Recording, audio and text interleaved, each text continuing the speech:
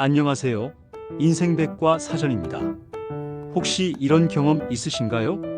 말은 안 하지만 아직도 서운함이 남아 있어요. 용서하고 싶은데 자꾸 그때 일이 떠올라서 힘들어요. 가족인데, 친구인데 참아야 하나요? 아니면 먼저 말을 꺼내야 하나요? 살면서 가장 어려운 일이 뭘까요? 바로 가까운 사람과의 갈등을 푸는 화해입니다.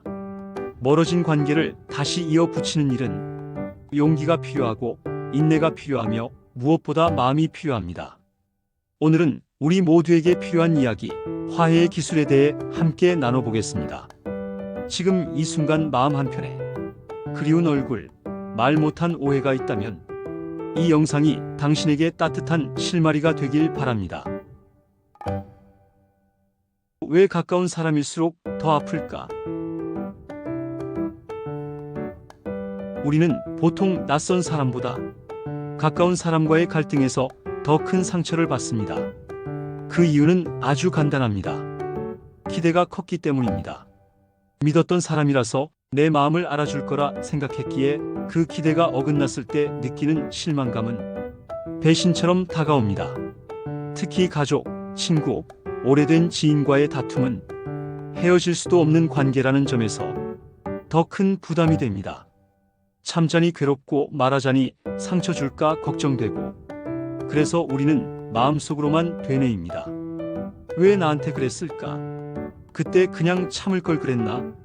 지금이라도 먼저 사과해야 하나? 화해를 어렵게 만드는 세 가지 심리. 자존심의 벽. 화해는 용서를 포함합니다. 그런데 내가 먼저 손 내밀면 지는 것 같다는 생각이 마음을 쉽게 열지 못하게 만듭니다. 특히 나이가 들수록 자존심은 더 단단해지죠. 하지만 기억하세요. 화해는 지는 게 아니라 회복하는 것입니다. 더 강한 사람이 먼저 손을 내밀 수 있습니다. 과거에 머무는 마음. 그때 그 말 아직도 생생해요. 그때 나를 무시한 눈빛이 아직도 떠올라요. 과거의 상처에 머물면 지금의 좋은 기회를 놓치게 됩니다. 기억을 지우자는 게 아니라 지금의 나를 위해서 과거를 내려놓자는 겁니다. 상대의 마음을 단정 짓는 생각. 저 사람은 절대 안 변해. 어차피 나랑 얘기할 생각도 없을 거야. 이런 생각은 마음의 문을 닫아버리게 합니다. 상대가 나를 오해하고 있듯 나도 상대를 오해하고 있을 수 있습니다. 화해를 위한 5가지 따뜻한 기술. 사과보다 공감이 먼저. 내가 미안해라는 말보다 그때 내가 얼마나 속상했을까가 더 큰 위로가 됩니다.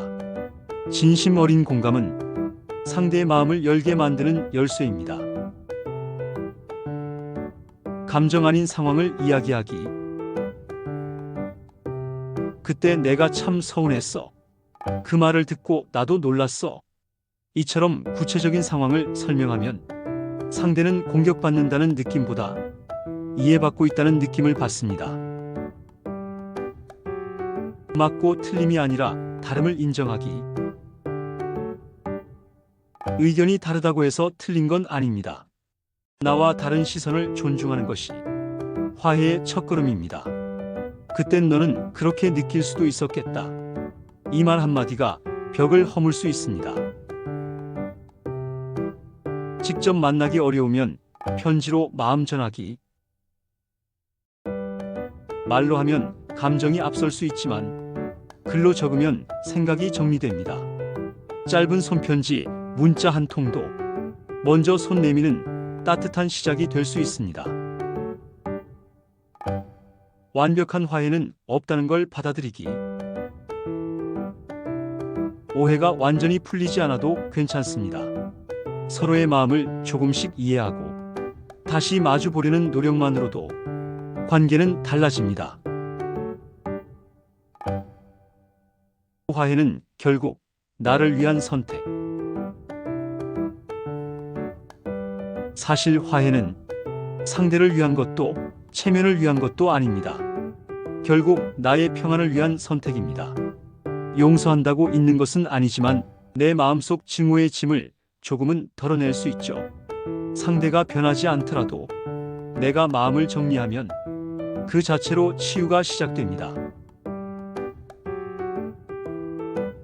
오늘 다시 다가가 보세요.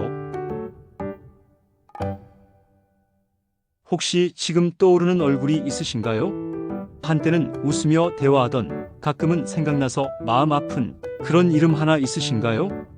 오늘 그 마음을 꺼내보세요.